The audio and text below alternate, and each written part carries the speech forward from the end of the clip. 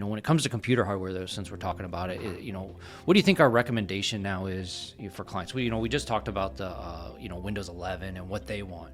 But when we go to sell a computer, the first thing we look at, I feel, is that we want a computer that's going to last. We don't want to go some commercial off-the-shelf type thing. We don't want to go to Best Buy and just go grab an old computer. What do you think is a good idea to start a base for a computer? Yeah, you can get them fast, but they'll be cheaper. And even if they are the same specifications, they put all this bloatware on it. So for a business like us, the guys end up having to take it all off. Yeah. We don't want, virus software on there.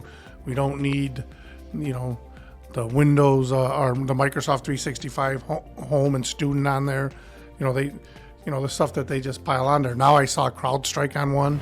That's one reason we try to buy from the manufacturers, because we can tell them what we want on it.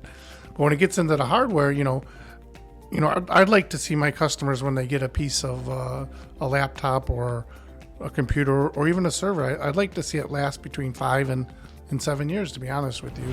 I mean, typically I think we're deploying i7s, right? So that's, I think there's an i9 processor now, but we've been sticking with the i7s.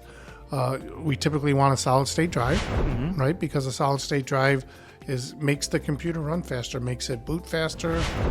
So, and then we're looking at like 16 gig of RAM these days, 8 to 16 gig of RAM. And then the other thing that adds a lot of costs is typically we'd look at a 3-year warranty. And a lot of businesses, we're quoting a computer out now, you're looking at maybe $1,000 expenditure. So that's why we want it to last 5 to 7 for you, is because first off, that's expensive. Yeah. And you don't want to be spending every 3 years on that kind of money if you're a very small business and you don't want the overhead.